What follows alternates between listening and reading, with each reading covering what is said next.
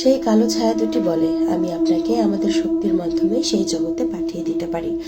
আপনার হাতে থাকবে শুধুমাত্র 30 মিনিট। যা করার আপনাকে এই 30 মিনিটের ভেতরেই করতে হবে। এখন আপনি আপনার চোখ দুটো বন্ধ করে ফেলেন, আর আমরা আমাদের শক্তির মাধ্যমে আপনাকে সেই জগতে পাঠিয়ে দেই। 2 মিনিট পর আপনি চোখ খোলার পর আপনি দেখতে পারবেন যে আপনি সেই জগতে চলে গেছেন। আমি সেই কালো ছায়াদের কথা মতো আমার চোখ বন্ধ করে ফেলি। তারা তাদের শক্তির মাধ্যমে আমাকে সেই অদ্ভুত জাদুকরী জগতে পাঠিয়ে দেয়। ঠিক 2 মিনিট পর আমি আমার চোখ খুলি। আমি দেখতে পাই আমি একটি নদীর পাড়ে একটা জঙ্গলের মাঝে দাঁড়িয়ে আছি। তবে চারিপাশে খুবই লালচে রঙের একটা আলো দিয়ে ঘেরা। আমি সাথে সাথে আকাশের দিকে তাকাই। আমি দেখতে পাই পুরো আকাশটার রং হচ্ছে কালো, আর সেই আকাশের মাঝ বরাবর একটা সূর্য উঠে আছে, কিন্তু সূর্যের রংটা হচ্ছে লাল। এই কারণেই সেই আলোটা যখন মাটিতে পড়ছে চারিপাশে এমন লাল দেখাচ্ছে। আমি সেই জঙ্গলের ভেতরে প্রবেশ করি আর সামনের দিকে এগিয়ে যাই। আমি দেখতে পাই আমার দুই পাশে সারি সারি আম গাছ, কিন্তু সেসব আম গাছের ডালে অদ্ভুতভাবে কাঁঠাল ধরে ঝুলে আছে। কিন্তু এটা কি করে সম্ভব? আম গাছে তো আমি ধরার কথা, সেখানে কাঁঠাল কিভাবে ধরতে পারে? পুকুর ঘাটে গিয়ে আমি দেখতে পাই সেই ঘাটে বসে আছে একটা মেয়ে। সে সেখানে বসে বসে সে পুকুরের পানি দিয়ে গোসল করছে। কিন্তু এটা কোনো সাধারণ মেয়ে ছিল না, সে ছিল একটা জলপরী। আমি লুকিয়ে লুকিয়ে তাকে দেখছিলাম। আমি ভাবছিলাম এখান থেকে চলে যাব নাকি অপেক্ষা করব।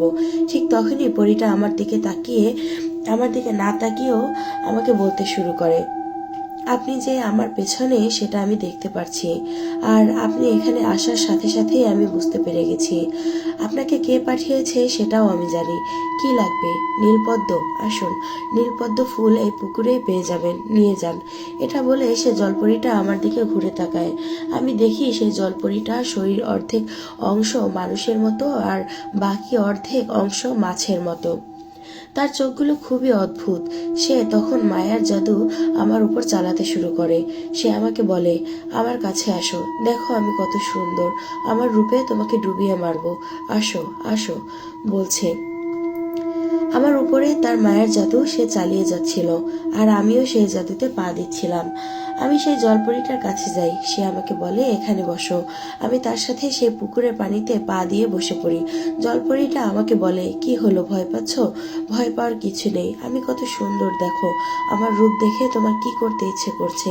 আমি কেন জানি না তাকে বলি, আপনাকে জড়িয়ে ধরতে খুব ইচ্ছে করছে। তখন সেই জলপরীটা আমাকে জড়িয়ে ধরে আর আমার পুরো শরীর সে চুমু দিতে শুরু করে। আমি যখন তার মায়ার জাদুতে বিভোর ছিলাম, ঠিক তখনই আমার চোখের সামনে ময়নাপরীর চেহারাটা ভেসে ওঠে। আমি সাথে সাথে সেই জলপরীটাকে এক ধাক্কা দিয়ে দূরে সরিয়ে দিই, আর তাকে বলি, দেখুন আমি আপনার মায়ায় পড়ে গেছি, কিন্তু আমি আপনাকে ভালোবাসি না। জলপরীটা বলে, কেন? আমাকে ভালোবাসা যায় না? তুমি আমাকে ভালোবাসলে তুমি যা চাইবে আমি সবকিছু দেবো। তুমি আমার সাথে আমার এই জগতে থাকতে পারবে। আমি বলি, দয়া করে আমাকে নীলপদ্ম ফুল আমার হাতে তুলে দেন, আমি এখান থেকে চলে যেতে চাই। ওইদিকে আমার কাছের মানুষ অনেক বড় বিপদে আছে। তখন সেই জলপরীটা বলে, আগে বলো তুমি আমাকে ভালোবাসবে না কেন? আমি বলি, আমি অন্য একজনকে ভালোবাসি, সে আমার জন্য অনেক কিছু করেছে, আমি তাকে ঠকাতে পারবো না। দয়া করে আপনি সেই নীলপদ্ম আমাকে দেন।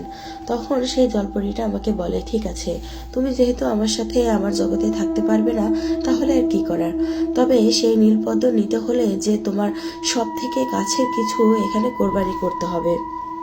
আমার কি কোরবানি করতে হবে যদি একটু বলে দিতেন, তাহলে অনেক ভালো হতো। তখন সেই জলপরীটা বলে, এমন কিছু যেটা কিনা তুমি জীবনে প্রথমবারের মতো পেয়েছো, যেটাকে তুমি আর কখনো হারাতে চাও না। সেই ভালোবাসার জিনিসটা যদি তুমি কোরবানি করো, তাহলেই একমাত্র এই পুকুরের মাঝে ফুল ফুটবে, সেই নীলপদ্ম, যে নীলপদ্মের মাঝে আছে অসীম শক্তি। এখন তুমি ভেবে দেখো, তুমি কি কোরবানি করতে চাও?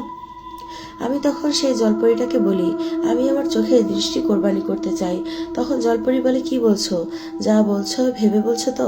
আমি বলি, হ্যাঁ আমি ভেবেই বলছি। কিছুদিন আগেই আমি আমার চোখের দৃষ্টি শক্তি ফিরে পেয়েছি, আর আমি কখনো চাই না যে এই চোখের দৃষ্টি চলে যাক, কারণ আমি এটা কখনো চাইতাম না। কিন্তু এখন এটা ছাড়া আমার আর কোনো রাস্তা নেই। আমি আমার ভালোবাসার চোখের দৃষ্টি এই পুকুর মাঝে কোরবানি করছি। দয়া করে সেই নীলপদ্ম আমাকে দিয়ে দেন। জলপরি বলে, ঠিক আছে, তুমি যেহেতু তোমার ভালোবাসার একটি জিনিস এখানে কোরবানি করতে চাইছো তাহলে তাই হোক। এটা বলে সেই জলপরিটা পানির ভেতরে ডুব দেয় আর নিচ থেকে উঠে আসে একটি নীল পদ্ম ফুল। সেই জলপরিটা এই পদ্ম ফুলটা নিয়ে আমার কাছে আসে আর আমাকে বলে, তুমি আরেকটি বার ভেবে দেখো, কারণ তুমি যদি একবার অন্ধ হয়ে যাও তাহলে কিন্তু তোমার ভালোবাসার মানুষের বাবা স্বয়ং মহারাজ আজরাইল খানও তোমাকে আর চোখের দৃষ্টি দান করতে পারবে না। এটা আর কখনোই সম্ভব হবে না। তোমার আজ সারা জীবন অন্ধ থাকতে হবে। আমি বলি, ঠিক আছে, আমি রাজি আছি, তারপরেও সেই নীলপদ্ম আমার চাই। তখন সেই জলপরীটা আমাকে বলে, তুমি সাধারণ একটি জিনিসের জন্য নিজের চোখের দৃষ্টি দান করতে চাইছো, তুমি আসলেই অনেক বোকা। আমি তখন সেই জলপরীটাকে বলি, এই চোখের দৃষ্টি আমি তাদের জন্যই পেয়েছি, আর এখন যদি তাদের জন্য কোরবানি করতে হয় তাতেও আমার কোনো সমস্যা নেই। জলপরীটা বলে, ঠিক আছে, তাহলে তাই হোক, তুমি যেহেতু এটাই চাইছো তাহলে আর আমার কি করার আছে। আমি শুধু তোমাকে বোঝাতে পারতাম, আমি তাই করছি। সাথে সাথে সেই নীলপদ্ম আমার হাতে তুলে দেয়। নীলপদ্মটা আমি হাতে নেওয়ার সাথে সাথে চারিপাশ আমার অন্ধকার হয়ে আসে।